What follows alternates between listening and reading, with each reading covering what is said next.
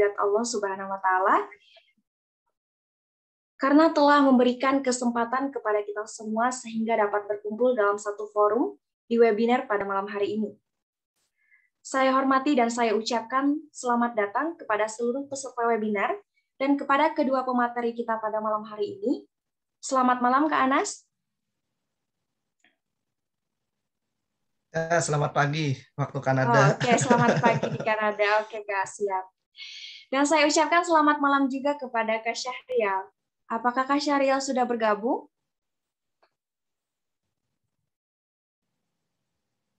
Halo, Kak Syahrial. Sudah bergabung, mungkin ada terkendala jaringan ya, teman-teman. Oke, kita lanjutkan. Webinar malam hari ini merupakan salah satu rangkaian dari acara peringatan 1 tahun anniversary berdirinya Cendekiawan Desa. Cendekiawan Desa merupakan suatu komunitas yang memfasilitasi anak-anak desa di bidang pendidikan, serta memberikan informasi dan menjadi wadah untuk pemuda-pemudi daerah dalam membangun jiwa kepedulian sosial, terutama dalam bidang pendidikan. Untuk memulai acara pada webinar malam hari ini, akan diberikannya sambutan oleh founder Cendekiawan Desa. Kepada Kak Wahyu, waktu dan tempat dipersilahkan. Oke, bismillahirrahmanirrahim. Assalamualaikum warahmatullahi wabarakatuh. Waalaikumsalam warahmatullahi wabarakatuh. Saya ucapkan terima kasih nih kepada Kak Rizka Ridayati selaku co-founder dari Cendekiawan Desa. Dan juga tentunya saya ucapkan banyak-banyak terima kasih kepada Bang Anas, teman seperjuangan dulu di LPDP, terus Kak Syahrial Syadik juga yang terus memberikan motivasi kepada kami semua biar kami bisa berprestasi seperti beliau. Dan juga saya ucapkan terima kasih kepada teman-teman semua yang sudah meluangkan waktunya untuk bisa berhadir gabung di acara kita pada malam hari ini, yaitu tentang sharing beasiswa, baik itu beasiswa dalam negeri maupun beasiswa luar negeri. Nah, saya hanya ingin menyampaikan beberapa hal. Yang pertama, jadi ini adalah salah satu peringatan dari anniversary Cendekiawan Desa yang pertama. Jadi yang mana 1 bulan ini atau di bulan September ini kita mengadakan webinar setiap minggunya, setiap malam minggu, yang mana kita menghadirkan para pembicara-pembicara, para awardee yang berhasil mendapatkan beasiswa dari luar negeri, baik itu yang asli orang Kalimantan Selatan ataupun orang Indonesia khususnya yang sedang kuliah di luar negeri. Nah, jadi tujuan dari kegiatan ini sebenarnya kami ingin memfasilitasi teman-teman semua biar mana yang teman-teman yang tinggal di daerah-daerah, teman-teman yang tinggal di kota mendapatkan kesempatan yang sama, yaitu akses informasi tentang studi lanjut dengan beasiswa. Dan juga saya mengucapkan banyak terima kasih nih kepada para volunteer, kepada para pengajar dari Cendekiawan Desa, yang mana mereka terus mengabdikan dirinya ngajar di pelosok desa di Kalimantan Selatan, tepatnya di Kabupaten Hulu Sungai Selatan. Jadi tanpa adanya mereka, pastinya Cendekiawan Desa bukan apa-apa. Yang mana sampai sekarang udah 1 tahun berjalan Cendekiawan Desa, alhamdulillah kita bisa menyebar kebermanfaatan. Tentunya ini semua berkat sumbangsih dari teman-teman semua, berkat kerja keras dari teman-teman semua, berkat dukungan baik itu moral, moral dari teman-teman semua. Mungkin hanya itu yang dapat saya sampaikan. Salah khilaf mohon dimaafkan. Wabillahi taufiq wal hidayah. Assalamualaikum warahmatullahi wabarakatuh. Saya kembalikan ke Kak Rizka. Oke, terima kasih banyak disampaikan kepada founder Cendekiawan Desa atas sambutan yang telah diberikan. Oke teman-teman, dalam webinar malam hari ini kita memiliki 2 pemateri yang sangat luar biasa yang akan memberikan atau membagikan ilmu dan pengalaman mereka kepada kita semua. Untuk pemateri pertama akan dimoderatori oleh saya sendiri, dan untuk pemateri kedua nantinya akan dimoderatori oleh rekan saya yaitu Kak Maftuhati.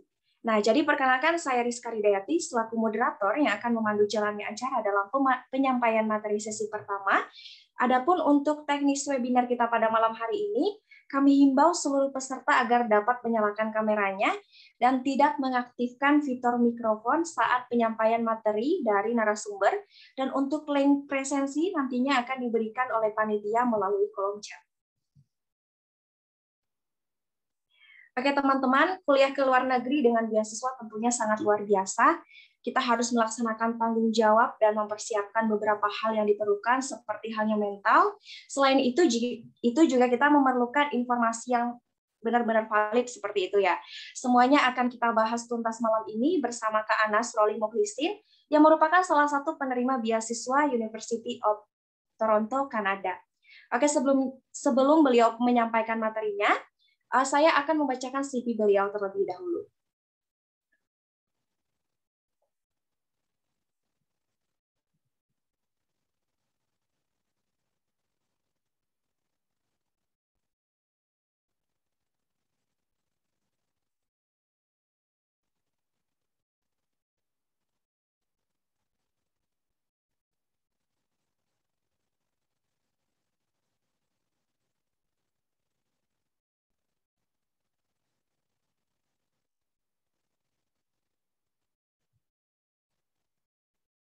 Untuk CV, apakah bisa di-share screen, Kak Wahyu?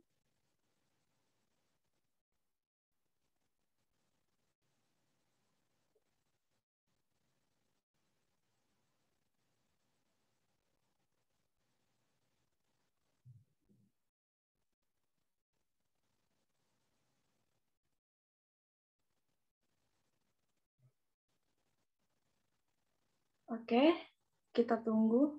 Oh, oke. Ini dapat instruksi, mungkin akan saya bacakan sekilas mengenai CV dari Kak Anas. Jadi pemateri kita yang pertama bernama Anas Ruli Mukhlisin, tempat tanggal lahir Angkinang 3 Januari 1996, dengan media sosial @anas_ruli_m untuk Instagram dan Anas Ruli Mukhlisin untuk Facebook. Domisili sekarang berada di Toronto, Ontario, Kanada. Untuk background pendidikan, untuk sekolah dasar, Kak Anas menempuh pendidikan di MIN Amparaya, kemudian dilanjutkan untuk SMP di Ponpes Darul Istiqamah Barabai, Kalimantan Selatan, SMA di Ponpes Rasyidiyah Khalidiyah Amuntai, Kalimantan Selatan, melanjutkan S1 di UIN Sunan Kalijaga, Yogyakarta, dan melanjutkan S2 di University of Toronto. Untuk beasiswa kuliah yang berhasil diraih, pertama berhasil meraih program beasiswa santri berprestasi yang diberikan oleh Kementerian Agama Republik Indonesia pada tahun kuliah 2014 hingga 2018. Selanjutnya juga berhasil mendapatkan Lembaga Pengelolaan Dana Pendidikan atau LPDP yang diberikan oleh Kementerian Keuangan Republik Indonesia pada tahun kuliah 2021 hingga 2022. Selanjutnya untuk pengalaman organisasi, di sini terdapat 13 pengalaman organisasi, mungkin akan saya bacakan 3 teratas untuk mempersingkat waktu. Jadi Kak Anas pernah mengikuti organisasi Lakpesdam PWNU DIY yang menjabat sebagai anggota divisi media pada periode 2018 hingga 2021, kemudian pernah menjabat sebagai Ketua Umum CSS Mora Nasional pada periode 2017 hingga 2018 dan pernah menjabat sebagai Kepala Litbang CSS Mora UIN Sunan Kalijaga pada periode 2016 hingga 2017. Kemudian untuk lomba yang pernah diraih atau dimenangkan sangat banyak dan mungkin saya bacakan beberapa saja. Pernah meraih juara 25 besar penulis Android do Yusuf Kala Nomination for Nobel Peace Prize pada tahun 2018, kemudian pernah juga mendapat juara 1 santri dengan hadiah ke Singapura pada tahun 2017, kemudian pernah meraih juara 1 dapat bahasa Inggris di Pionir 8 di Aceh. Kemudian untuk presentasi makalah itu memiliki 7, yang mana diantaranya adalah Muktamar Pemikiran Santri Nusantara 2018 dan memiliki total 10 karya tulis atau publikasi ilmiah. Mungkin itu tadi sekilas CV dari pemateri kita yang pertama, Kak Anas. Oke, selanjutnya kita persilakan kepada Kak Anas untuk menyampaikan materi yang akan dibawakan. Kepada Kak Anas, waktu dan tempat dipersilakan.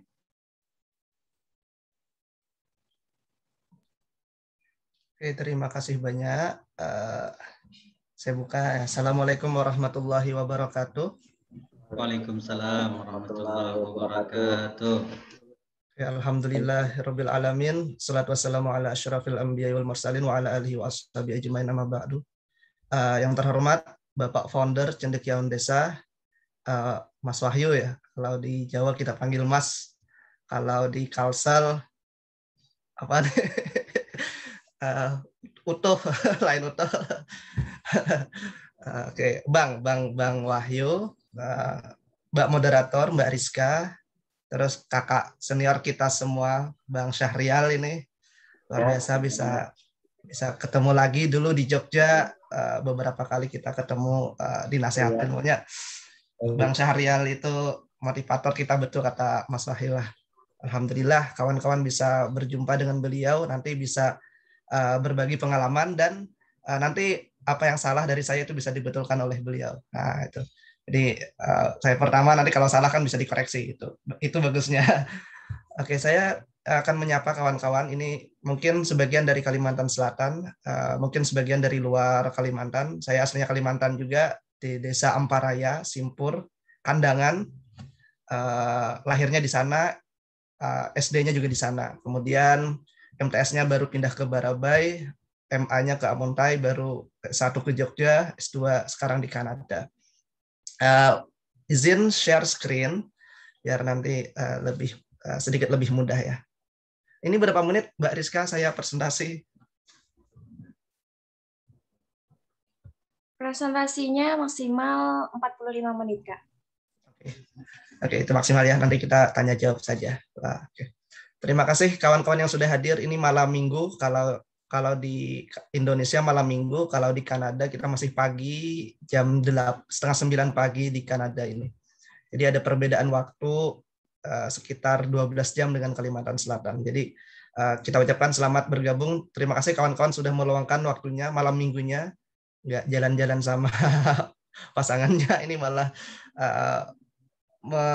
meluangkan waktu untuk mendengarkan kami ya. Semoga nanti bisa bermanfaat dan memudahkan kawan-kawan dapat beasiswa ya. Dalam negeri banyak juga beasiswanya. Nanti kita mendengarkan cerita dari Bang Syahrial. Oke, ini izin share screen terlebih dahulu.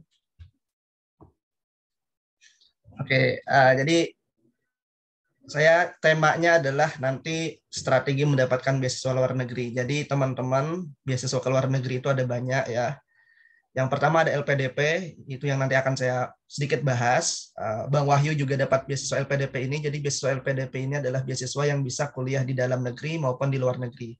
Mau S2 atau S3, dan duitnya banyak gitu ya. Jadi kuliahnya udah gratis, terus per bulannya juga dapat uang lagi gitu. Nah, saya LPDP, lolos LPDP-nya 2019, cuman baru bisa kuliah 2021, agak sedikit panjang kalau mau keluar negeri, apalagi kondisi corona yang menyulitkan sekali untuk bisa keluar. Oke, jadi saya alumni UIN Sunan Kalijaga. Saya akan mulai sedikit ya. Sebenarnya saya keterima di 2 kampus. Yang pertama University of Edinburgh, kedua University of Toronto. Edinburgh ini di Inggris, Toronto di Kanada. Bagi kawan-kawan yang sudah pernah nonton mungkin Ayat-Ayat Cinta Kedua, itu kan Fahri, pemeran utamanya kan pernah ngajar di University of Edinburgh, ceritanya di Ayat-Ayat Cinta 2. Jadi bangunannya kalau di Inggris itu sangat klasik ya, rata-rata klasik kayak Oxford, atau kalau teman-teman pernah nonton film Harry Potter, itu rata-rata bangunannya kalau di Inggris itu kayak gitu. Kalau di Kanada itu campur, ada yang klasik, ada yang modern. Nanti kita lihat beberapa gambarnya. Jadi kita bisa daftar di beberapa kampus, tapi pada akhirnya harus memilih salah satu. Dan di LPDP kawan-kawan bisa milih 3 kampus ya, 3 kampus luar negeri atau 3 kampus dalam negeri. Nah, jadi bisa milih. Nah ini ya sebenarnya yang memotivasi saya pribadi kenapa harus keluar. If you are the smartest person in class, you are in the wrong class. Jadi jika kita adalah orang terpandai di kelas, maka sebenarnya kita berada di kelas yang salah. Maksudnya kita tidak akan terlalu berkembang karena kita sudah menjadi idola di kelas itu. Kita sudah jadi orang yang pintar. Mungkin di kelas itu bagus ya, kita menjadi orang yang pintar, tapi nanti perkembangannya akan beda kalau kita berada di kelas yang itu benar-benar kita itu menjadi orang bawah gitu. Teman-teman yang di Kalimantan, coba rasakan misalnya kuliah ke Jogja itu atau ke Malang ya, Mas Wahyu di Malang. Semoga kawan-kawan nanti yang di Kalimantan itu punya kesempatan belajar di Jawa ya, minimal ke Jawa dulu. Nanti di sana akan sedikit tantangannya lebih besar. Kalau kita misalnya di Kalimantan, kita bisa menjadi ranking 1, ranking 2, ranking 3 ya, ranking atas. Tapi kalau kita pindah ke Jawa belum tentu, karena saingannya udah se-Indonesia, dan mereka juga sudah punya bekal pendidikan yang mungkin lebih bagus daripada kita. Nah, jadi itu yang mendorong kawan-kawan kenapa kita harus meninggalkan zona nyaman kita. Mungkin kawan-kawan kalau di Kalsel kita udah tahu Medan ya, kita udah hafal sistem pendidikan gimana. Jadi kalau kita di sana, kemungkinan kita bisa menjadi yang terbaik itu mungkin, tapi jangan kalau bisa ya. Kalau bisa ke Jawa, kalau bisa lagi nanti ada kesempatan merasakan pendidikan di luar negeri. Jadi itu, saya merasakan di luar negeri itu betul kata Mbak moderator tadi ya, mental ya. Saya bertemu dengan orang dari negara-negara maju, ya 2 minggu pertama saya kuliah itu deg-degan, nervous, bisa nggak ya? Padahal udah pelatihan bahasa Inggris dari Indo, terus ke sini ternyata gugup juga.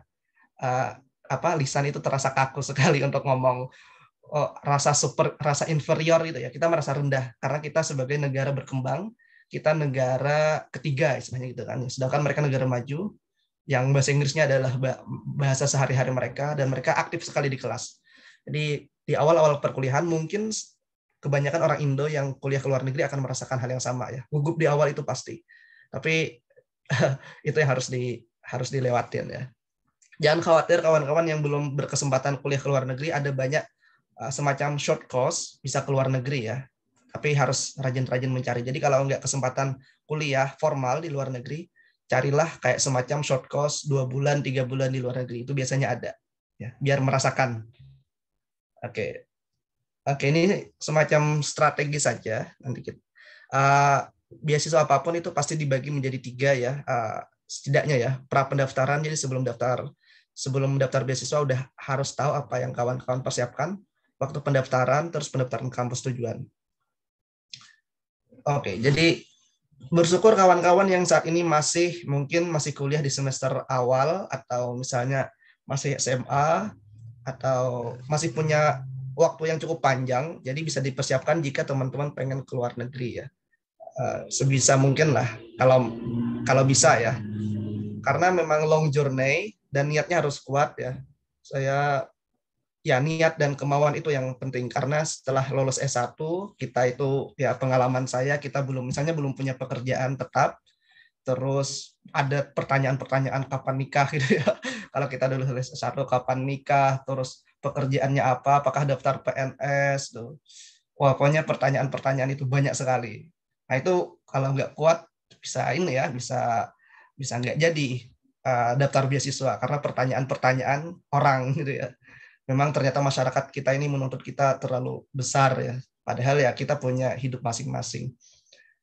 Persiapkan sedini mungkin bahasa Inggris tuh pasti kalau mau keluar negeri. Bahkan kuliah di dalam negeri pun, beasiswa dalam negeri juga itu ada syarat bahasa Inggris ya. Nanti kita dengar cerita dari Bang Syahrial. Perbagus CV itu curriculum vitae tadi itu perbagus. Caranya teman-teman aktif ya. Misalnya aktif jadi volunteer di cendekiawan desa, itu kan nanti bisa dimasukkan ke CV. Dan itu bagus untuk memperbagus CV. Sertifikat bahasa Inggris, supporting environment penting sekali, karena tadi kita butuh teman. Bersyukur teman-teman yang gabung cendekiawan desa mendapatkan bertemu dengan orang-orang yang sevisi ya. Itu harus tetap dijaga. Apalagi mungkin di Kalimantan kita nggak banyak punya hal-hal kayak gini. Pas saya biasanya pulang ke desa, itu saya nggak punya lingkungan kayak gitu, kayak semacam cendekiawan desa. Jadi bersyukur teman-teman yang bergabung di semacam komunitas ini. Jika teman-teman pengen keluar negeri, teman-teman harus tahu apa itu IELTS ya. Jadi IELTS itu adalah tes bahasa Inggris, bukan TOEFL. Kalau TOEFL juga tes bahasa Inggris, tapi kalau IELTS itu katanya lebih sulit. Karena ada speaking, ada writing, ada reading, ada listening. Jadi kalau teman-teman pengen belajar, silakan teman-teman buka website ini. Kiki Edward ya, ini orang Aceh. Terus dia berbagi pengalamannya belajar IELTS, berbagi pengalamannya tata cara dia bisa kuliah ke luar negeri. Silakan teman-teman cari aja di website, namanya Kiki Edward, orang Aceh, perempuan, tapi luar biasa ya. Saya juga banyak belajar dari website-website seperti ini. Nah ini informasi-informasi biar teman-teman habis ini ada langkah selanjutnya gitu ya. Jadi habis seminar ada hal yang dilakukan. Nah, terus bagaimana caranya? Teman-teman harus mulai dari sekarang ya. Entah teman-teman usianya mungkin udah merasa udah di atas ya, atau masih muda, terus merasa masih muda nanti-nanti aja, atau wah udah tua nih, ntar aja lah, nggak usah lagi mikirin. Ya jangan juga ya. Jadi caranya kapan harus mulai? Mulainya adalah sekarang. Mengapa mulai sekarang? Karena jika kita mulai sekarang, tahun depan kita akan tahu banyak hal yang sekarang kita tidak tahu ya kan. Bandingkan saja kalau misalnya kita mulai saat tahun ini, terus ada teman kita mulai baru tahun depan atau tahun depannya lagi. Dan jelas berbeda kan, hasilnya berbeda. Jadi semakin cepat kita memulai, maka semakin banyak persiapan kita. Jadi saat ini juga teman-teman harus mempersiapkan. Nah ini ada semacam quote ya. The secret of your future is hidden in your daily routine. Successful people do daily what the unsuccessful people do occasionally. Jadi rahasia masa depan kita, kawan-kawan ya, kawan-kawan yang apapun cita-cita teman-teman, entah itu kuliah ke luar negeri atau punya bisnis atau aktif di politik, itu rahasianya adalah terletak kepada rutinitas sehari-hari kita. Jadi masa depan kita itu sebenarnya bisa diprediksi dari aktivitas kita hari ini. Ya meskipun nggak 100%, tapi bisa dikira-kira gitu ya. Jadi orang yang sukses itu melakukan setiap hari apa yang orang tidak sukses itu lakukan secara jarang. Contoh, Cristiano Ronaldo itu pasti dia latihan bola tiap hari ya kan. Dia pasti latihan, atau Messi lah, dia pasti latihan sepak bola itu tiap hari. Mungkin 5 jam lebih sehari, tiap harinya dia mengalokasikan waktu untuk itu.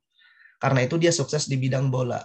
Adapun orang-orang yang tidak sampai kayak dia, mungkin dia latihannya nggak setiap hari ya, mungkin seminggu cuma sekali atau seminggu 2 kali. Tapi orang-orang yang berhasil sampai puncak keberhasilannya itu pasti melakukannya setiap hari ya. Jadi kawan-kawan perlu lakukan tiap hari apapun cita-cita teman-teman ya, nggak mesti luar negeri. Teman-teman yang pengen punya bisnis yang bagus itu harus lakukan tiap hari. Teman-teman yang pengen organisasinya bagus harus lakukan tiap hari. Teman-teman yang pengen melatih jiwa wirausahanya bagus itu lakukanlah tiap hari, belajarlah tiap hari gitu ya. Jadi apapun. Jadi kuliah ke luar negeri itu bukan satu-satunya cara untuk mendapatkan keberhasilan ya. Keberhasilan itu ada banyak cara. Salah satunya saja adalah kuliah. Nah, itu. Tapi teman-teman perlu lakukan setiap hari itu. Syaratnya itu aja.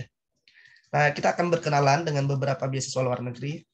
Pertama LPDP, mungkin teman-teman sebagian sudah familiar dengan kata LPDP.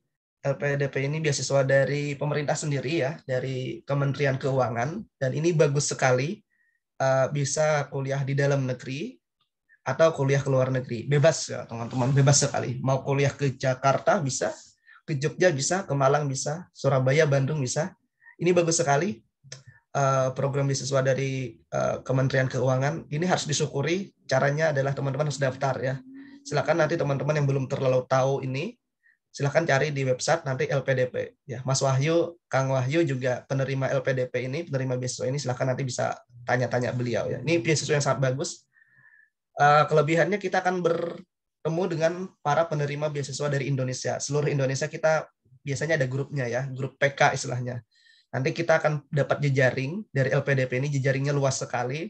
Bahkan orang-orang kayak Belva, pendiri Ruang Guru itu juga penerima LPDP, kayak Maudi Ayunda itu juga penerima LPDP. Jadi jika teman-teman dapat beasiswa ini, jaringannya akan lebih luas ya, daripada teman-teman nggak dapat ya. Ya sebisa mungkin teman-teman dapat LPDP lah. Targetnya minimal LPDP. Ini juga bisa ke luar negerinya bebas, mau ke Australia, mau ke Eropa, Amerika, Singapura, dan seterusnya, bebas. Kita diberi kebebasan untuk pilih kampusnya. Yang penting kita lolos dulu LPDP-nya. Ini LPDP. Bisa dalam, bisa luar negeri. Kalau mau ke luar negeri, ada juga Australia Awards. Kalau Australia Awards ini khusus ke Australia ya. Teman-teman yang mau ke Australia bisa daftar lewat beasiswa ini. Atau mau ke Turki, ini ada Turki Bolshari, ini juga buka tiap tahun, biasanya Februari.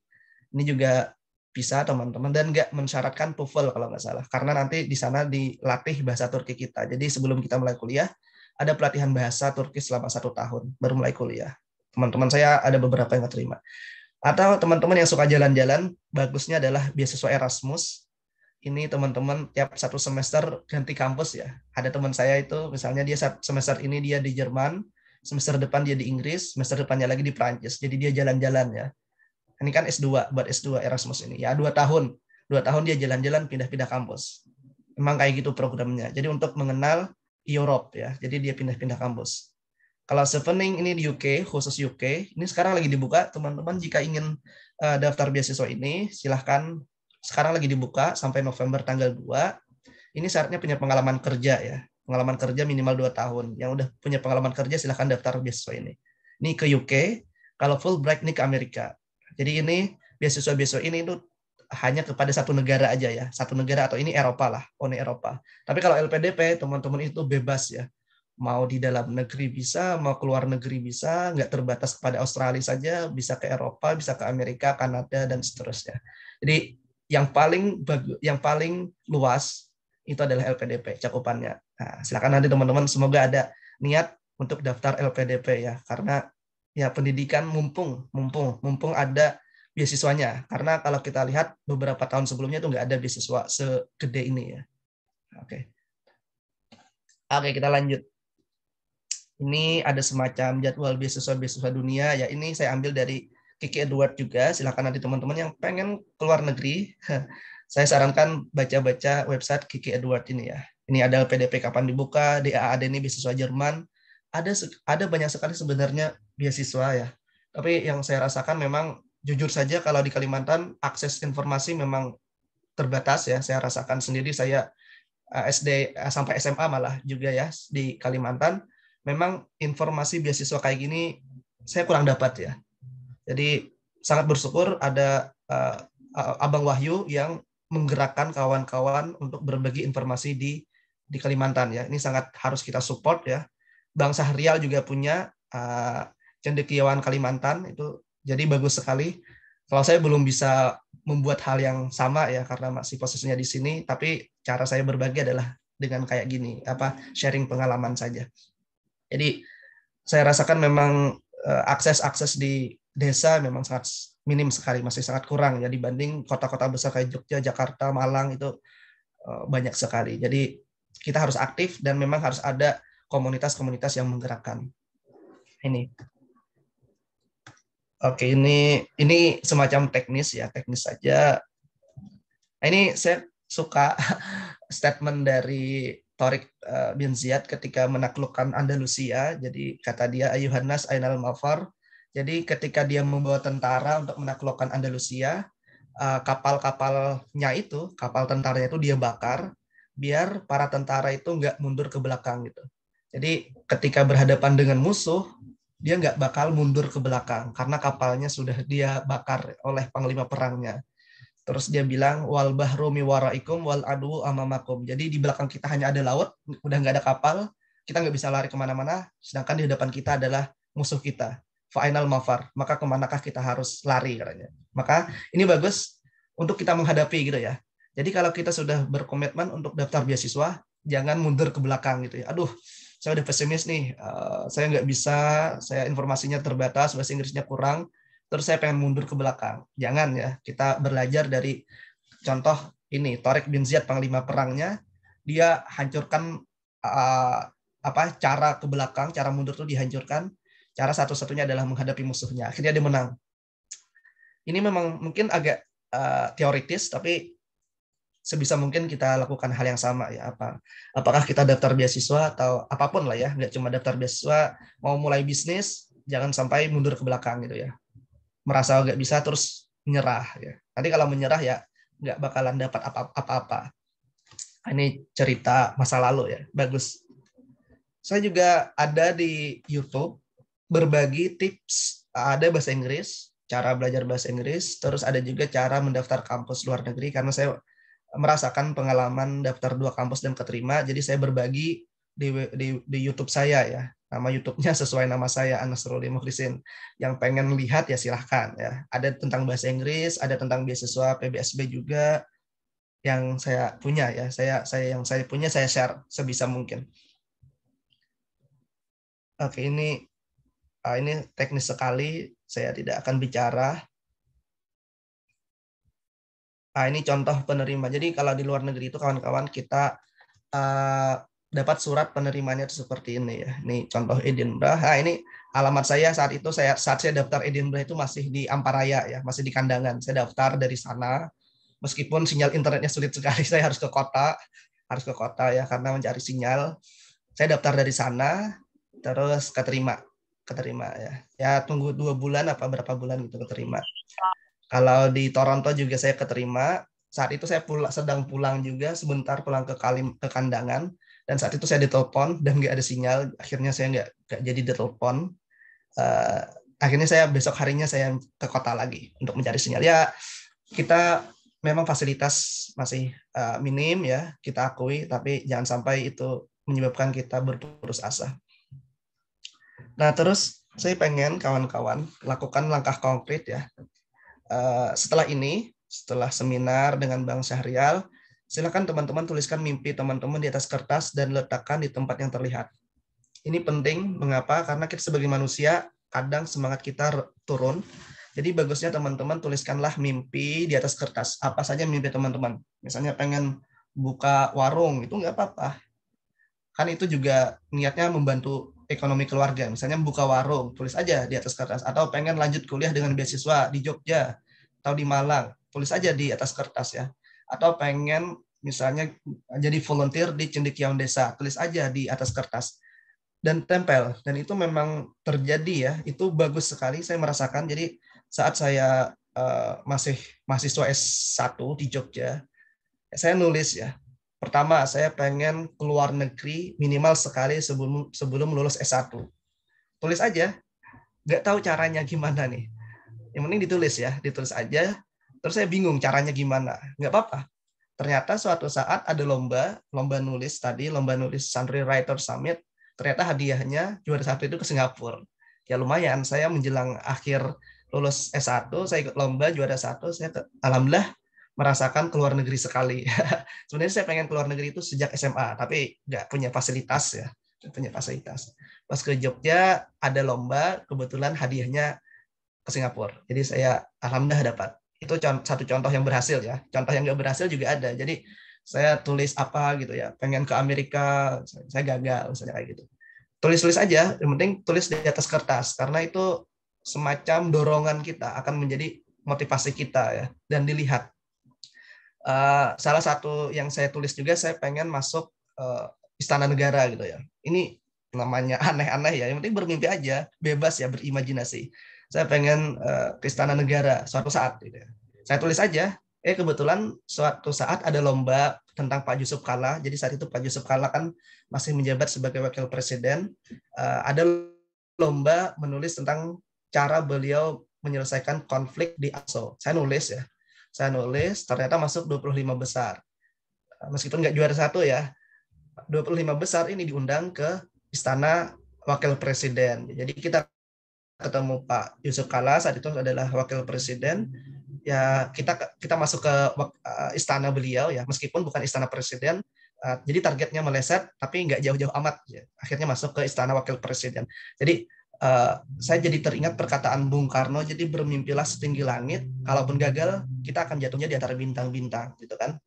Jadi mimpinya tinggi, kalaupun gagal nggak jauh-jauh amat kok, pasti di antara sana aja. Jadi kayak misalnya saya mimpinya pengen masuk ke Istana Negara Presiden, tapi gagal, ada kasus lain keluar negeri. Mimpinya keluar negeri, tapi dia gagal, akhirnya dia dapat, tapi dia gagalnya nggak jauh-jauh amat. Akhirnya dia masuk ke kampus terbaik di Indo ya, di UGM. Jadi ada adik kelas saya, sekarang dia S2 di UGM dengan beasiswa. Dia niatnya pengen keluar negeri, tapi gagal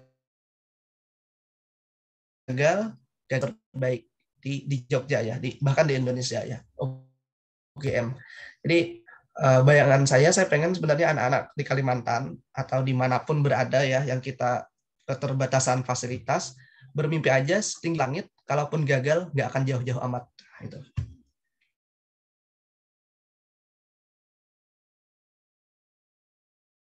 Terus nonton aja di YouTube, judulnya itu Sang Pembuat Jejak, itu bagus sekali, judulnya Sang Pembuat Jejak. Jadi dia menuliskan mimpi-mimpinya 100 di atas kertas, terus dia berhasil, kalau ada yang berhasil dia coret satu gitu ya. Itu bagus sekali, saya nonton dan mendapat motivasi dari video itu. Silahkan teman-teman cari Sang Pembuat Jejak di YouTube ya. Terus yang selanjutnya adalah bergabung dengan komunitas beasiswa, itu penting ya. Supporting system itu sangat penting. Kuatkan juga dengan visualisasi. Jika teman-teman pengen kuliah ke luar negeri, ya silahkan cari gambarnya, terus dijadikan wallpaper di HP, di laptop, atau di print, terus dilihat terus. Terus syarat dapat beasiswa tentu adalah daftar apapun ya. Mau jadi PNS, syarat pertamanya adalah daftar. Mau buka usaha ya harus dibuka gitu ya. Mau dapat beasiswa, syarat pertama adalah daftar. Kalau kita nggak daftar, berarti 100% kita gagal. Tapi kalau kita daftar, ada kemungkinan gagal 50%, kemungkinan keterima 50%. Ya kan? Jadi syarat pertama adalah daftar. Oke. Nah ini ya beasiswa bukan orang yang pintar ya, tapi mereka yang matang persiapannya. Saya rasakan itu yang paling penting itu adalah persiapan, bukan kecerdasan, bukan IQ, tapi memang matang persiapannya. Terus ini ada perkataan Muhammad Ali, ini bagus sekali, sang petinju legendaris itu ya.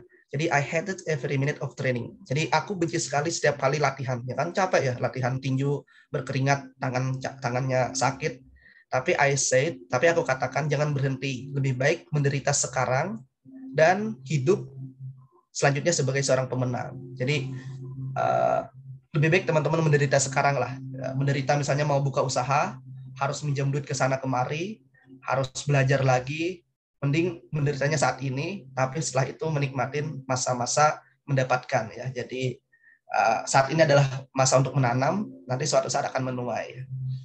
Gitu. Jadi nggak apa-apa, kayak Cristiano Ronaldo itu kan pasti di latihan dari kecil kan, tiap hari dia capek saat teman-temannya yang lain mungkin malam minggunya nongkrong di kafe, dia latihan bola ya. Atau bagi teman-teman pejuang beasiswa, mereka ikut seminar, sedangkan teman-temannya yang lain itu lagi senang-senang ya, happy ya. Nah, jadi lebih baik kita ya kayak semacam menderita sekarang, tapi untuk mendapatkan kebahagiaan jangka panjang, daripada kita bahagia jangka pendek, tapi nanti malah kedepannya kita menderita gitu ya. Lebih baik sekarang.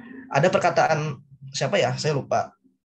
Jadi katanya habiskanlah jatah gagalmu di waktu muda ya. Karena kan kita punya jatah gagal, mending kita habiskan saat ini. Kita coba gagal nggak apa-apa. Tapi nanti suatu saat ketika kita udah tua, kita sudah habis jatah gagalnya ya. Kita mungkin berhasil terus. Ini ada buku yang saya rekomendasikan teman-teman untuk baca bagi pejuang beasiswa ya, mau dalam negeri maupun luar negeri. Cari saja di website, ada kok, saya download di website. Penulisnya adalah Budi Waluyo. Judulnya ini ya, Scholarship Hunters atau Smart Rich. Jadi Budi Waluyo ini juga orang sama kayak kita, orang dari desa, kalau nggak salah Lampung atau mana saya lupa. Kemudian dia berjuang sampai akhirnya dapat beasiswa di luar negeri ya. Jadi beliau juga memberikan pelatihan TOEFL gratis ya, kayak bikin semacam cendekiawan desa ya, tapi untuk bahasa Inggris. Dia akhirnya sekarang dia dapat beasiswa banyak ya. Silakan teman-teman cari tahu orang-orang kayak gini ya, belajar dari kehidupan mereka ya. Mereka juga berasal dari lingkungan yang fasilitasnya kurang. Oke, saya rasa itu semoga teman-teman bisa mengambil manfaatnya dan mengaplikasikannya ya. Yang paling penting adalah aplikasi sebenarnya. Mendengarkan cerita itu bagus, tapi yang paling penting adalah setelah itu mengamalkan apa yang bisa diamalkan. Kayak misalnya menulis mimpi, bercita-cita setinggi langit, dan seterusnya. Itu yang paling penting. Nah, saya ingin melihatkan gambar ya, sedikit gambar. Saya baru 3 minggu di Kanada, belum bisa banyak jalan-jalan ya, karena masih pandemi di sini juga. Meskipun di sini orang nggak pakai masker ya, nggak kayak di Indo ya. Di sini orang-orang nggak pakai masker karena udah pada divaksin ya. Saya baru dapat vaksin 1 Moderna di sini. Jadi vaksinnya yang bagus, Moderna atau Astra atau Pfizer, Sinovac di sini nggak diakui ya. Jadi saya dapat Sinovac dari Indo, sesampainya di Kanada disuruh vaksin ulang karena Sinovac itu katanya nggak terlalu efektif. Sedangkan di Indo kita pakainya itu. Ini kampus saya ya, kampus saya. Cuman saya saat itu belum bisa foto di sini karena lapangan hijaunya ini lagi direnov, kayak semacam pembangunan. Akhirnya yang foto kanan ini, fotonya dari samping ya. Ya ada ya kelihatan bangunannya agak sedikit klasik juga, ya mirip-mirip Harry Potter dikit lah. Meskipun Toronto itu bangunannya gabungan ya, ada yang klasik, ada yang modern. Nah ini waktu di depan. Nah ini purpose-nya nih, ini gambar purpose. Jadi purpose-nya itu unik, kata orang sana itu kayak unta ya, mirip unta. Ini kepalanya, terus punggungnya, terus ada apa ini pundaknya ya. Jadi kata orang-orang purpose-nya di sana itu kayak unta. Nah, ini bangunannya modern. Jadi kalau Toronto itu bangunannya ada yang klasik, ada yang modern. Nah, semoga teman-teman suatu saat bisa keluar negeri, meskipun misalnya bukan kuliah secara formal, tapi ikut short course atau presentasi konferensi. Ada banyak sekali kesempatan. Saya rasa itu yang penting teman-teman punya niat ya, punya manfaat. Saya kembalikan ke Mbak Moderator. Terima kasih sudah mendengarkan. Wassalamualaikum warahmatullahi wabarakatuh. Waalaikumsalam warahmatullahi wabarakatuh. Baik, terima kasih banyak disampaikan kepada Kak Ana selaku moderator pertama. Kemudian kita buka sesi tanya jawab, tapi di sini kita batasi 2 penanya terlebih dahulu. Untuk pertanyaan selanjutnya nanti akan kita bahas di sesi terakhir setelah pemateri kedua. Jadi langsung saja saya persilakan kepada seluruh peserta webinar yang ingin bertanya bisa menyebutkan nama dan asal dan mengajukan pertanyaannya.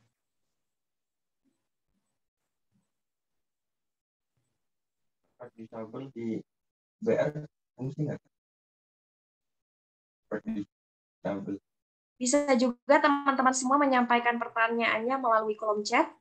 Nanti akan saya bacakan dan akan saya sampaikan. Assalamualaikum. Boleh nanya nggak? Assalamualaikum warahmatullahi wabarakatuh. Boleh atas Kak Nurdin di Kuala Kapuas. Selamat malam. Bisa disampaikan Kak pertanyaannya apa? Iya, terima kasih Mbaknya yang telah memberikan kesempatan. Ini buat yang Mas Anas tadi. Ada trik khusus nggak biar bisa lulus ikut tes pendaftaran beasiswa luar negeri itu? Ada trik-triknya nggak? Atau gimana sih rahasianya di sharing gitu? Tadi agak kurang jelas. Malum ini di pedalaman Kalteng, jadi sinyalnya agak putus-putus tadi. Demikian, terima kasih Mbak. Cuma satu aja. Waalaikumsalam warahmatullahi wabarakatuh. Terima kasih banyak Kak Nurdin. Dipersilakan kepada Kak Anas untuk menjawab pertanyaan yang telah disampaikan oleh Kak Nurdin. Gimana sih Kak trik atau rahasia gitu? Gimana nih biar kita lulus beasiswa luar negeri seperti itu? Silahkan Kak Anas untuk menjawab pertanyaannya. Oke, terima kasih Mas Nurdin dari Kuala Kapuas.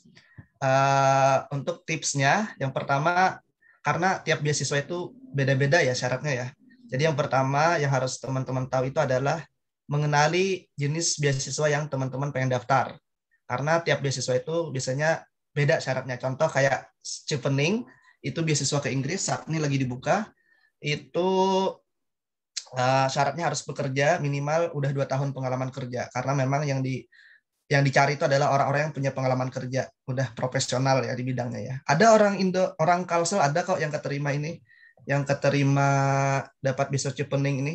Bentar, namanya itu, bentar saya cari di IG ya.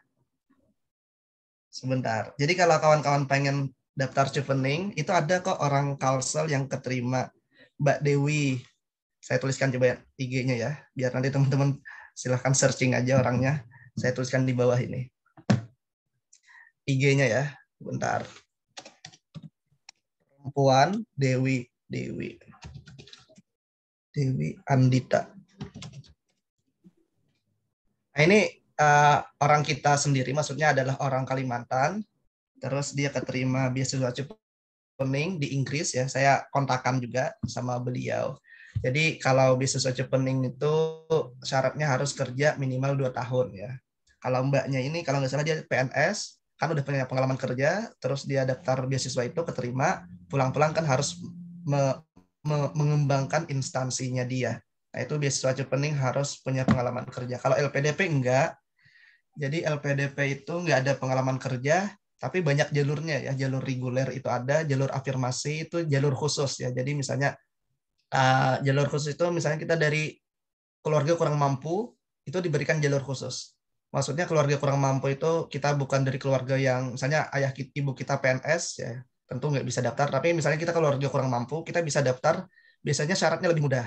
Syarat bahasa Inggrisnya lebih mudah, syarat nilainya lebih mudah, dan seterusnya. Jadi ada jalur-jalur khusus. Jadi silakan teman-teman habis ini dipahami detail ya, sedetail mungkin LPDP itu kayak gimana, jalurnya apa aja, syaratnya apa. Karena tiap jalur LPDP itu beda ya. Jadi saya juga jalur khusus ya, saya jalur santri. Jadi jalur santri itu juga ada jalur khusus, itu juga syaratnya lebih mudah. Nah gitu. Jadi ada jalur santri, ada jalur difabel juga ada, terus ada jalur keluarga kurang sejahtera, terus dari daerah tertinggal itu juga masuk. Jadi dulu Kalimantan Selatan itu Amuntai itu masuk daerah tertinggal. Jadi kita yang berasal dari Amuntai itu bisa daftar beasiswa ini dengan syarat yang lebih mudah. Tapi belakangan Amuntai udah dihapus dari list ya. Jadi saya nggak tahu sekarang apakah masih ada dari Kalimantan yang masuk daerah tertinggal sehingga bisa daftar beasiswa ini lebih mudah. Jadi silakan nanti teman-teman buka websitenya. Jadi kalau udah paham nanti kita akan tahu tipsnya apa saja. Nah itu yang pertama adalah mengenali dulu ya, mengenali beasiswanya apa saja. Terus saya akan share screen lagi. Terus cara lainnya, tips lainnya, tentu ya lengkapi semua dokumen dan minta masukan dari para penerima beasiswa. Jadi jangan sampai kita berjuang sendirian. Untuk beasiswa itu lumayan ya. Jadi teman-teman harus minta masukan dari yang sudah menjadi penerima. Jadi nanti teman-teman bisa minta masukan ke Bang Syahrial ya. Karena beliau udah pengalaman berbagai macam beasiswa malah ya. Jadi beliau lebih banyak tahu. Kalau saya cuma 2 beasiswa, kalau Bang Syahrial lebih banyak, nanti teman-teman bisa diskusi ke beliau. Jadi mintalah masukan ke penerima beasiswa. Terus kalau penting juga personal statement ini kayak motivasi diri ya, CV tadi ya, sertifikat bahasa Inggris kalau mau keluar negeri. Terus lewatin tahap demi tahap secara all out. Kalau LPDP itu ada 3 tahap. Pertama adalah berkas, kedua ada TPA. TPA itu tes potensi akademik, baru wawancara. Terus yang perlu ditaklukkan itu bukan orang lain tapi diri sendiri ya. Karena kadang kita, aduh kok sulit ya, akhirnya mundur. Jadi yang ditaklukkan bukan orang lain tapi mental kita sendiri. Terus yang paling penting itu adalah yakinkan pemberi beasiswa bahwa kita orang yang berpotensi di masa depan. Meskipun masa lalu kita nggak bagus-bagus amat ya. Maksudnya meskipun masa lalu kita bukan orang yang berprestasi, orang yang dapat EPK tinggi, nilai bahasa Inggris bagus, nggak apa-apa. Jadi masa lalu kita itu nggak bagus amat itu nggak apa-apa. Yang penting kita meyakinkan bahwa di masa depan kita punya planning yang bagus gitu ya. Jadi kita udah meyakinkan pemberi beasiswa saat nulis esai atau saat wawancara, kita ingin berubah, pengen lebih bagus sehingga bisa memberi manfaat ke desa saya dan seterusnya. Jadi bukan orang yang sudah bagus sebelumnya yang diterima beasiswa ya, tapi orang yang pengen bagus di masa depan. Itu tipsnya ya. Jadi kita jangan minder dulu. Kita bukan orang yang berprestasi, tapi yang penting kita di masa depan itu kita pengen berprestasi di masa depan. Jadi menurut saya itu yang tips yang bisa teman-teman lakukan ya. Saya kembalikan ke Mbak Moderator. Terima kasih. Oke, terima kasih banyak Kak Anas atas tanggapan jawaban yang telah diberikan. Saya tanyakan lagi kepada Kak Nurdin, apakah sudah cukup Kak atau ada tanggapan lagi? Saya kira cukup, tapi mungkin nanti kita kalau nggak menjalani kan nggak tahu tuh. Jadi pengen aja nanti ikut lah. Ya, cukup puas atas jawabannya. Terima kasih buatnya Bang Anas dan juga Mbaknya. Oke, terima kasih. Disampaikan kembali kepada Kak Anas dan Kak Nurdin atas pertanyaan dan jawaban yang telah diberikan. Kemudian ini untuk pertanyaan kedua dari Ode Jambi.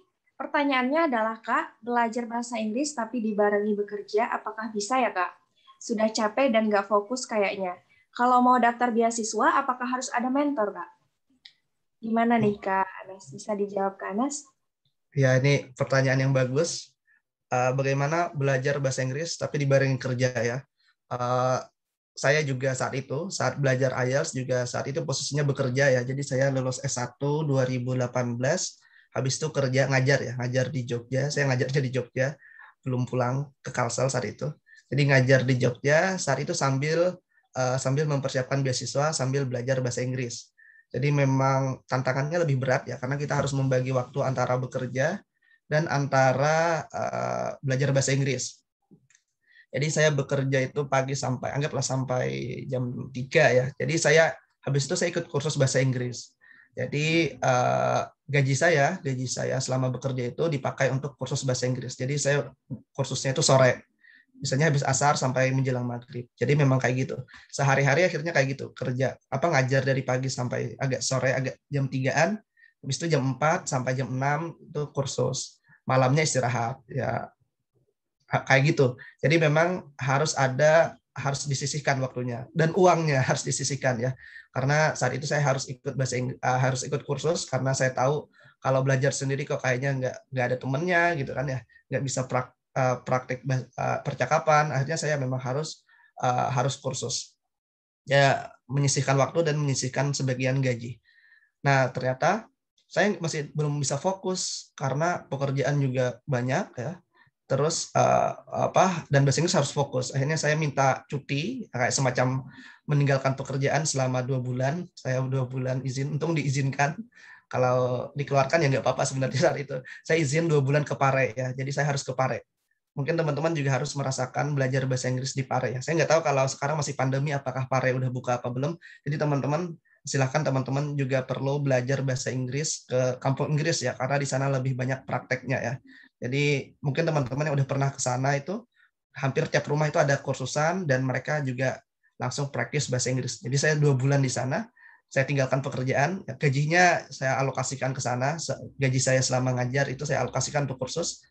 Habis itu udah selesai, pulang dari sana, saya pulang ke Kalsel dulu, habis pulang dari Kalsel sebentar, ke Jogja lagi, melanjutkan pekerjaan, habis itu daftar beasiswa, alhamdulillah keterima.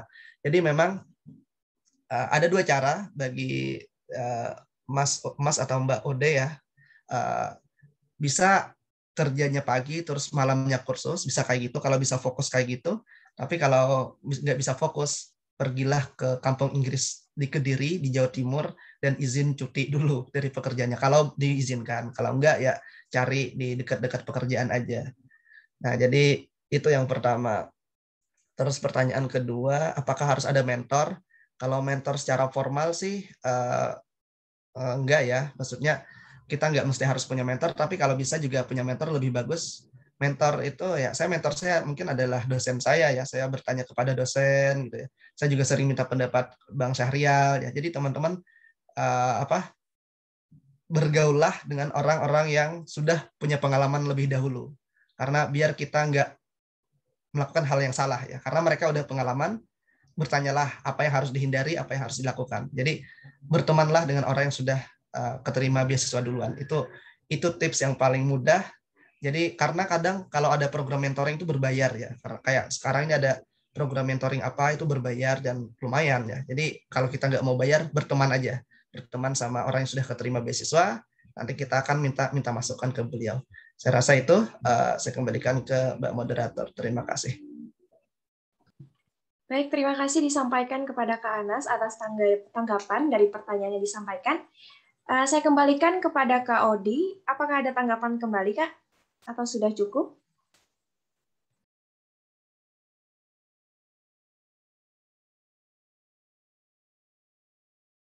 Oke, terima kasih. Sudah jelas dan bisa diterima. Sesuai kesepakatan di awal, kita menerima 2 pertanyaan di awal. Nanti sisa pertanyaan akan kita bahas di sesi akhir ya, di sesi diskusi setelah penyampaian materi kedua. Jadi setelah ini kita akan break, tapi kita sambil melakukan game. Nanti kita akan melakukan game Kahoot yang akan dipandu langsung oleh Kak Wahyu. Untuk Kak Wahyu bisa langsung memulainya Kak, atau gimana? Mbak Rizka, sebentar. Kak Iyal, ulun izin pamit duluan lah. Soalnya di sini jam 9 ini mau ada bikin kartu transportasi dulu janjinya. Jadi mohon maaf Mbak Rizka nggak bisa ikut sampai akhir. Bang Syahrial, terima kasih. Nanti kalau ada teman-teman ada pertanyaan bisa japri ya di Instagram aja. Kalau WhatsApp saya udah ganti nomor. Jadi kalau mau tanya jawab bisa hubungin saya di Instagram aja ya. Terima kasih Bang Syahrial, saya izin pamit ya. Terima kasih, Mohon Pak maaf Anas. sekali. Ya. Assalamualaikum warahmatullahi wabarakatuh. Waalaikumsalam warahmatullahi wabarakatuh. Assalamualaikum warahmatullahi wabarakatuh. Waalaikumsalam warahmatullahi wabarakatuh.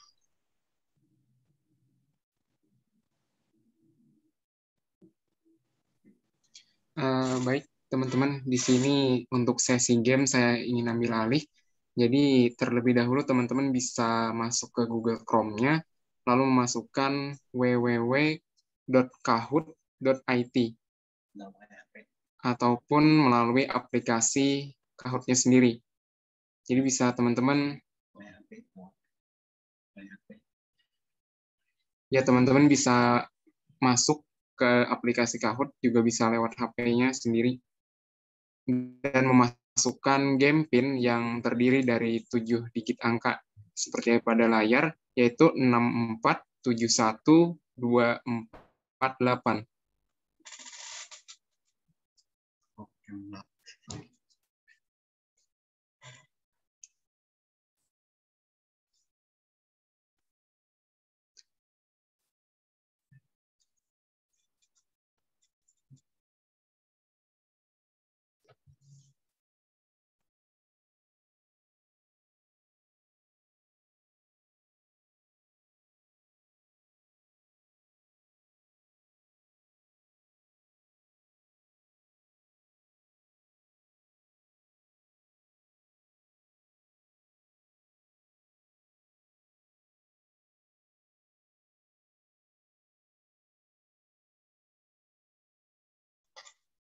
Ayo teman-teman, silahkan untuk join.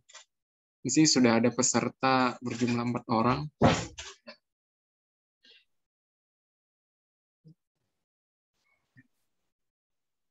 Oke, teman-teman bisa segera join. Ini peserta di ruang Zoom ada 25, bisa nih segera bergabung meramaikan gamenya. Ini udah bergabung, ada yang join 5 orang. Kita tunggu teman-teman yang lain partisipasinya. Ayo kita seru-seruan main game di sini. Ada door prize-nya loh buat pemenang nanti.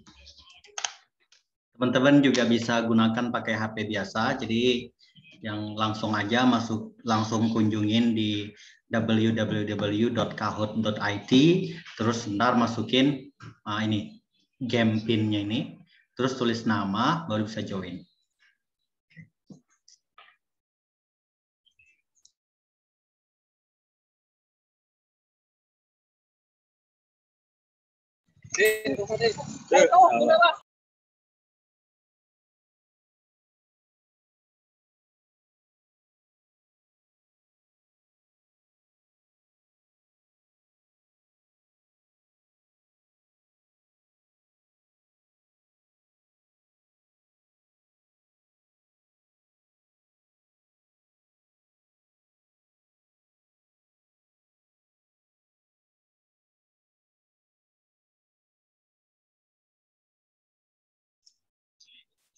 Nah, oke Kak Yuda, mungkin udah lumayan banyak nih teman-teman yang gabung, mungkin bisa langsung dimulai, langsung di start.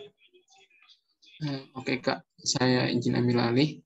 Di sini udah 15 orang yang gabung, jadi langsung saja saya coba untuk mulai.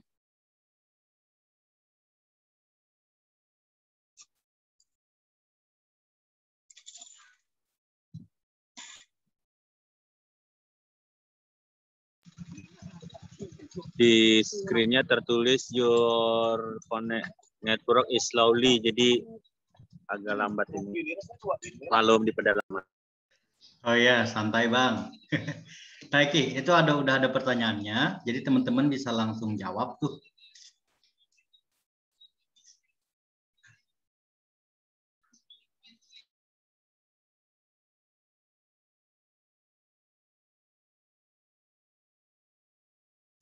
Oke, jadi waktunya hanya 20 detik ya, teman-teman. Oke, saya next ya Kak. Oke. Di tempat saya nggak ada tulisannya, cuma terlihat gambar segitiga, bunderan, jadi nggak tahu mau jawab apa. Mungkin itu gara-gara jaringan, Kak. Sama, soalnya nggak ada, cuma Kak, mau pilih. informasi ini untuk tulisannya bisa dilihat di di layar ya. Emang kalau di handphone nggak ada tulisannya, Kak. Jadi bisa langsung Enggak, lihat. ini di laptop.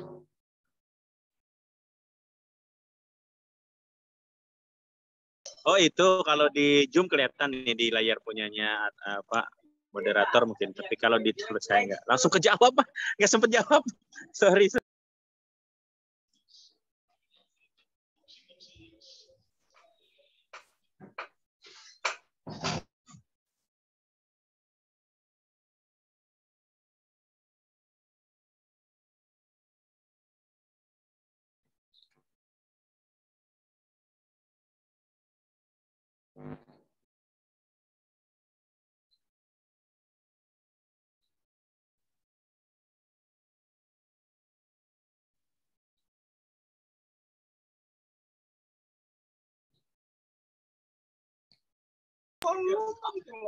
Ini survei ya. Kok nggak tahu saya.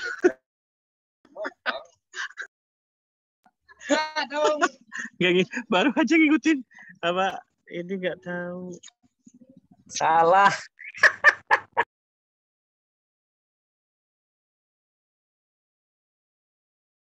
Ya Allah, follow IG-nya aja baru tadi malam, nggak sempet baca nih.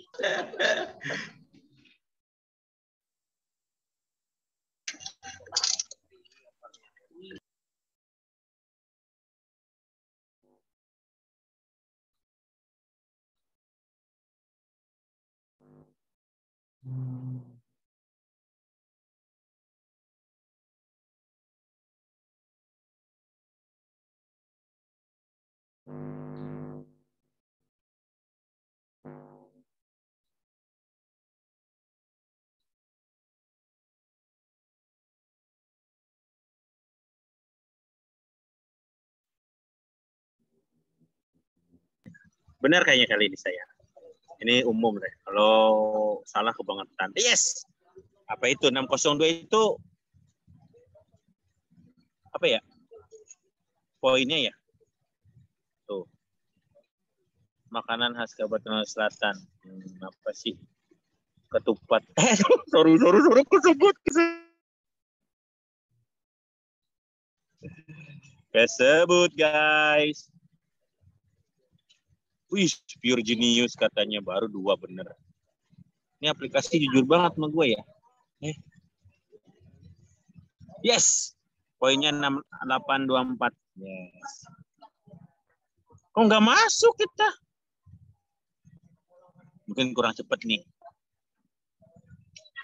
Negara dengan sistem terbaik Indonesia. Oh yes, aku tahu. Aku pernah lihat di Trans 7 ini. Kok Trans 7 pula ya? Bener nggak ya sih?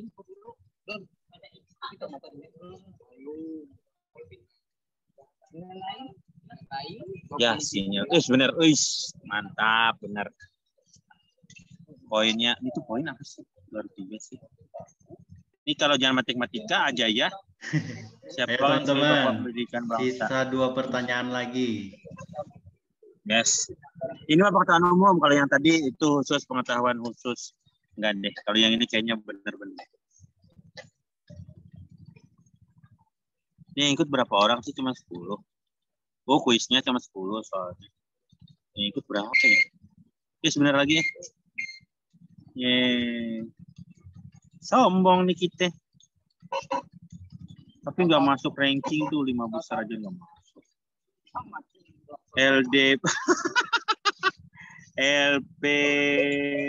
LPDP, sama itu lembaga pengadaan dana pelajar, aduh berapa detik, udah tawakal tuh ala Allah.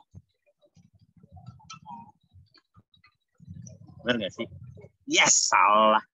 Lembaga pengelola dana pendidikan. It's not over, yes. Okay. It's the last. Oke, ini yang terakhir mungkin ya. Dengan kita kuliah di dalam negeri, luar negeri, negara tertentu, dalam dan luar negeri. Aku dengarnya separuh tadi, kayaknya yang kuning deh. Kenapa ngomong ini masuk kan? Oh, belum di mute, ya Allah.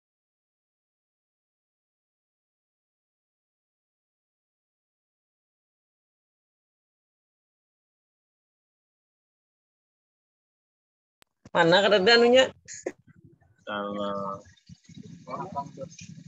pakai layar 2 Bang, pakai layar 2. Jadi yang untuk ngelihat soalnya di Zoom, kalau yang mau ngelihat jawabannya di Chrome, tapi pakai double screen. Double screen. Apa sih namanya? Sudah selesai, sudah selesai. Selesai. Itu poinnya yang 311 tuh. Yang ranking satunya siapa ya? Maaf tuh. Selamat kepada teman-teman yang meraih posisi 1, 2, dan 3. 1 diraih oleh Kak Maftuh, 2 diraih oleh Kak Ryan, 3 diraih oleh Kak Tina. Ya, terima kasih telah mengikuti game. Sisanya nggak diupload ya?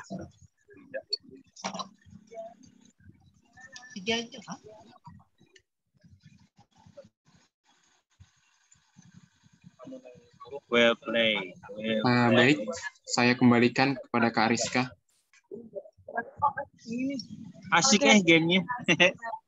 Kepada panitia Kak Yuda ya yang sudah memandu jalannya game. Nah, tadi sudah disampaikan 3 pemenang nilai tertinggi dalam game. Ada 3 pemenang ya, nanti ditunggu aja hadiahnya apa. Mungkin akan diumumkan secara langsung oleh founder Cendekiawan Desa melalui grup yang sudah dibentuk. Oke, kita lanjutkan. Jadi sharing kita di sesi pertama ini tentunya sangat bermanfaat ya teman-teman, dan dapat nantinya semoga dapat meningkatkan keinginan kita serta motivasi kita untuk berhasil mendapatkan beasiswa luar negeri, dan semoga Cendekiawan Desa bisa terus berkembang dan bermanfaat untuk sekitar. Sekali lagi saya ucapkan terima kasih banyak kepada narasumber, yaitu Kak Anas tadi sudah meminta izin untuk keluar terlebih dahulu karena ada keperluan yang penting juga. Dan saya selaku moderator pertama, mohon maaf jika ada salah kata ataupun perbuatan. Baik, langsung saja saya serahkan kepada moderator kedua untuk memandu jalannya acara dan diskusi pada sesi kedua. Kepada Kak Maftuh Hati, waktu dan tempat dipersilahkan.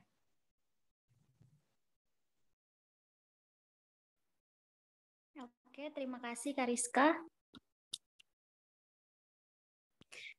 Bismillahirrahmanirrahim. Assalamualaikum warahmatullahi wabarakatuh.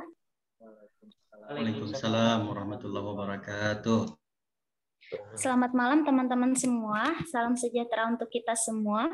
Semoga kita selalu diberikan kesehatan, kebahagiaan, dan keberkahan dalam setiap aktivitas yang kita lakukan.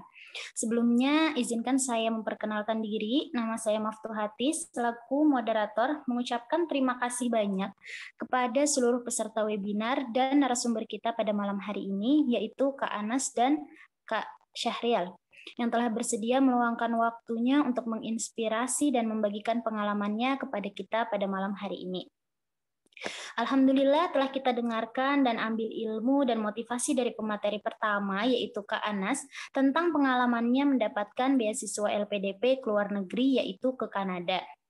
Nah, di sesi kedua ini kita akan mendengarkan cerita, pengalaman, dan sepak terjang Kak Syahrial Sadik mendapatkan beasiswa di dalam negeri serta mendapatkan banyak gelar di umur yang terbilang masih sangat muda.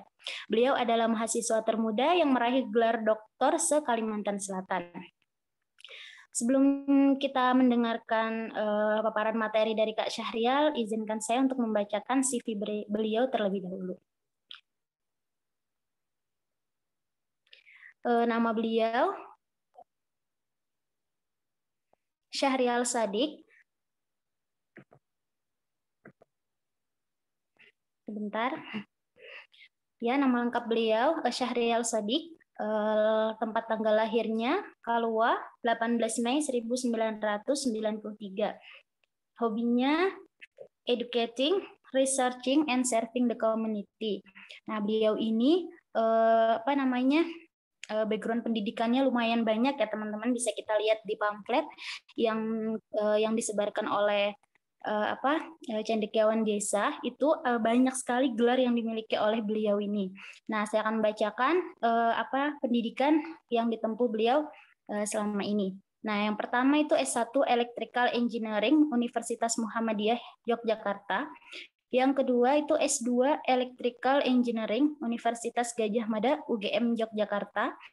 Kemudian dilanjutkan lagi S2 Manajemen Universitas Islam Indonesia UII Yogyakarta. Kemudian Engineer Profession Program Universitas Negeri Yogyakarta UNY.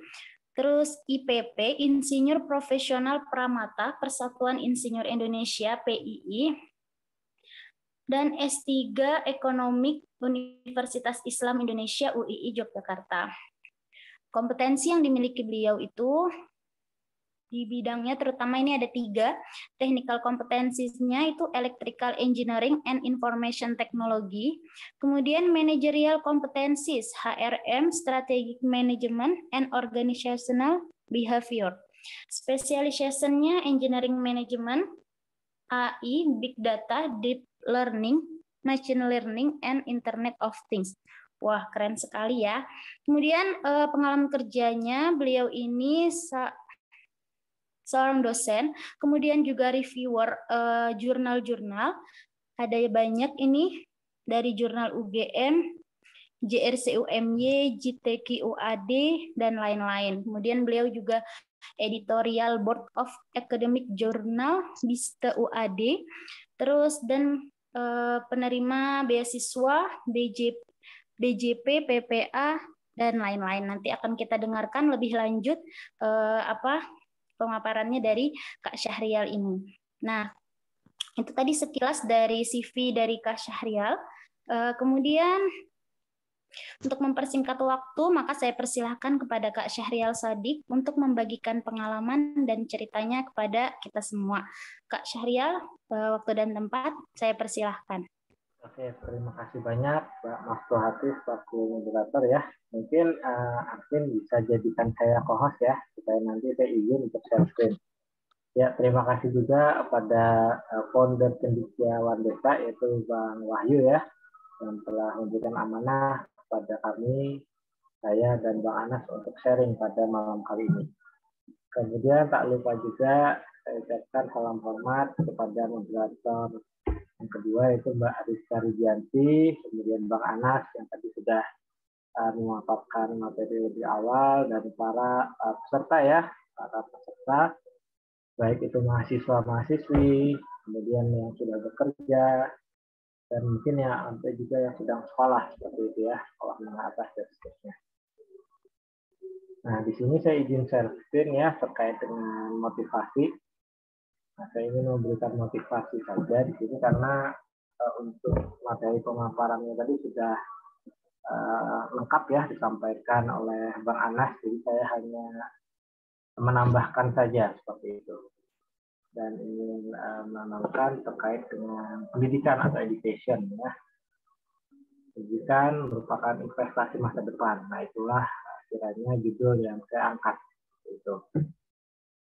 Terkait dengan beasiswa kuliah ya di dalam negeri dan luar negeri. Kalau Bang Anas tadi di luar negeri, saya fokus di dalam negeri saja karena itu pengalaman dan amanah yang sudah Allah berikan pada saya beasiswa di dalam negeri. Nah, ini sekilas perkenalan dari saya ya, tadi sudah disampaikan oleh Mbak Moderator, Mbak Maftu Hafiz. Nah, ini merupakan email saya, kemudian kontak person, line atau Instagram, kemudian nomor HP atau WA ya, ini include, kemudian Facebook, certifikat dan sebagainya. Kemudian beberapa amanah prestasi yang didapat ketika sekolah menengah atas sampai dengan kuliah ya, sampai dengan tamat kuliah. Jadi silahkan bagi saudara-saudari nanti yang ingin bertanya terkait dengan beasiswa, saya akan senantiasa membantu dan itu free ya, 100% gratis. Selain itu saya juga punya YouTube channel ya, seperti Bang Anas tadi, ini YouTube channel saya, Syahrial Sadiq, silahkan nanti bisa diakses untuk saudara-saudari yang kiranya tertarik dengan tips dan trik untuk meraih beasiswa ya, khususnya, dan pengembangan diri, pengembangan sumber daya manusia seperti itu, karena bidang saya itu saat ini ialah bidang SDM juga ya, atau Human Resource Management. Dan ini tadi sekilas terkait dengan pendidikan saya, riwayat pendidikan. Jadi Cendekiawan Muda ini kan merupakan salah satu organisasi ya atau komunitas yang berasal dari Hulu Sungai Selatan ya, ibu kota Kandangan, Kalimantan Selatan. Jadi saya mempunyai ikatan emosional juga dengan Kandangan ini, Hulu Sungai Selatan. Karena ayah saya juga orang sana, orang Hulu Sungai Selatan, orang Kandangan. Kakek nenek saya juga orang Kandangan, di Jalan Pemuda. Di seberang SMP 5 Kandangan, Jalan Pemuda nomor 1. Nah, kalau dulu itu di dekat lapangan Gagah Lurus. Kalau sekarang itu dekat Taman Palidangan. Nah, itu keluarga kita kami. Ya, nah ini sekilas terkait dengan 2 pendidikan. Saya menempuh TK sampai dengan SMA itu di Banjarbaru, Kalimantan Selatan. Kemudian setelah lulus 2011, saya dan teman-teman itu merantau ke Yogyakarta untuk menimba ilmu di kota pendidikan. Alhamdulillah studi S1 sampai dengan S3 kurang lebih 9 tahun. Kemarin lulus alhamdulillah pada usia 27 tahun. Dan ini beberapa amanah beasiswa yang saya dapatkan. Selama S1 pada semester 1 mendapat beasiswa jalur prestasi dari UMY. Semester 2 sampai dengan 7 awal meraih beasiswa peningkatan prestasi akademik dari Kemenristek Dikti ya. Kemudian S2 dapat beasiswa unggulan dari Kemendikbud, S3 refleksi Erasmus Plus dan digital scholarship dari Kemkominfo ya, untuk beasiswa yang pernah saya dapatkan. Kemudian saya ingin memberikan motivasi di sini terkait dengan saudara-saudari agar bagaimana menjadi seorang mahasiswa ya, dan mahasiswa yang berprestasi dan kontributif ya. Ya, fokus pada pengembangan diri baik di bidang akademik dan non akademik ya. Di akademik itu perkuat nanti basic keilmuan saudara-saudari, dan non akademik itu bisa ikuti berbagai organisasi ya. Jadi ini merupakan pengalaman organisasi saya selama di Yogyakarta, dan pasca studi juga masih berorganisasi. Pekerjaan saat ini menjadi akademisi baik program Strata 1, Strata 2, dan Strata 3. Dan saat ini juga diamanahi menjadi koordinator atau ketua program studi manajemen di Universitas Cahaya Bangsa Banjarmasin. Nah, itu semua juga salah satu buah dari organisasi sebetulnya.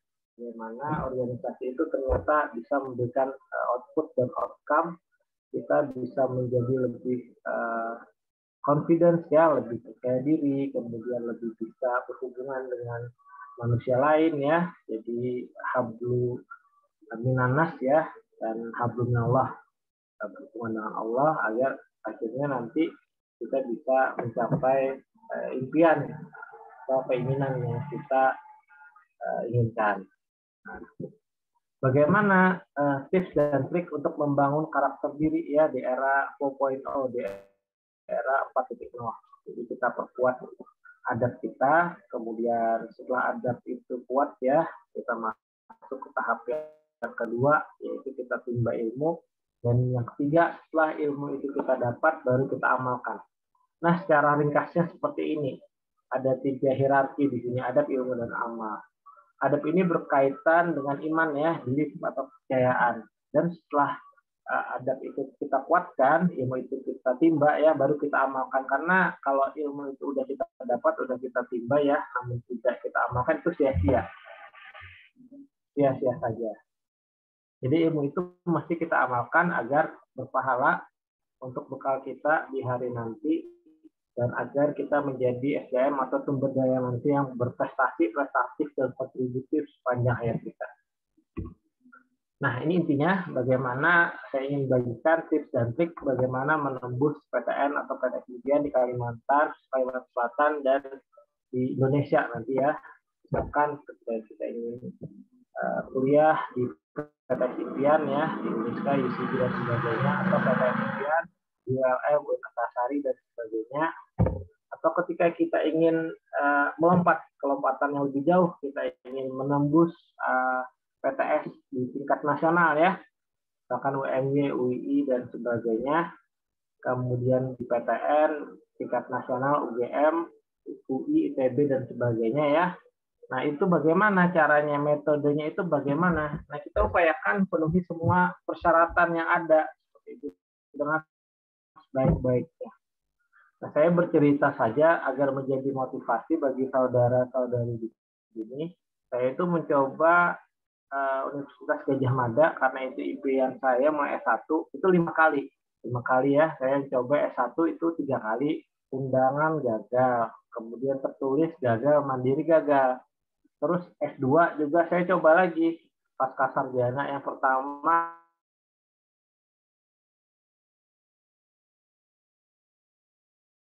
gagal prospeksi diri yang kurang ya dari usaha atau berkas yang saya ajukan seperti itu. Setelah saya flashback, berkontemplasi, penuhi syarat, akhirnya alhamdulillah pada kesempatan yang kelima baru saya bisa menembus Universitas Gajah Mada itu pada program S2. Nah, itulah jatuh bangunnya bagaimana impian kita itu harus kita perjuangkan seperti itu ya. Jadi saya menembus alhamdulillah 2 PTN kemarin, UNY Negeri Jogja itu alhamdulillah sekali, UGM ini 5 kali saya coba, PTS itu 2 juga alhamdulillah, UI dan UNY ini alhamdulillah sekali-sekali saja saya coba berhasil. Kemudian kita apply atau submit berkas, kemudian jika berhasil ya alhamdulillah itu rezeki kita, jika gagal coba lagi ya seperti saya tadi. Saya sudah memberikan motivasi, saya coba 5 kali, S1 3 kali, S2 2 kali, jadi 5 kali saya coba. Kemudian jangan pernah menyerah saat gagal ya, coba terus, tetap semangat, optimis, dan selalu berpikir positif, petik setiap hikmah yang ada. Jadi saya sharing juga terkait dengan tips dan trik meraih beasiswa ya. Saya itu mencoba beasiswa beberapa kali juga, seperti itu. Kemudian di program pasca, maksudnya yang saya ingat sekali di UGM itu waktu S2. Saya coba juga LPDP, kemarin sudah sampai tahap SGD, fokus group discussion, dan mau melaju ke tahap wawancara. Saya itu masuk 2015, bulan Agustus atau September, seperti itu. Dan saat itu pula di Kementerian Keuangan Jogja saya seleksi ya, tahap akhir. Namun saya masuknya itu September. Nah, kata Dewan Juri, saya tidak boleh meneruskan karena saya September masuknya, Anda harus ikut yang 1 semester lagi karena LPDP itu kan ada program keberangkatan ya, ada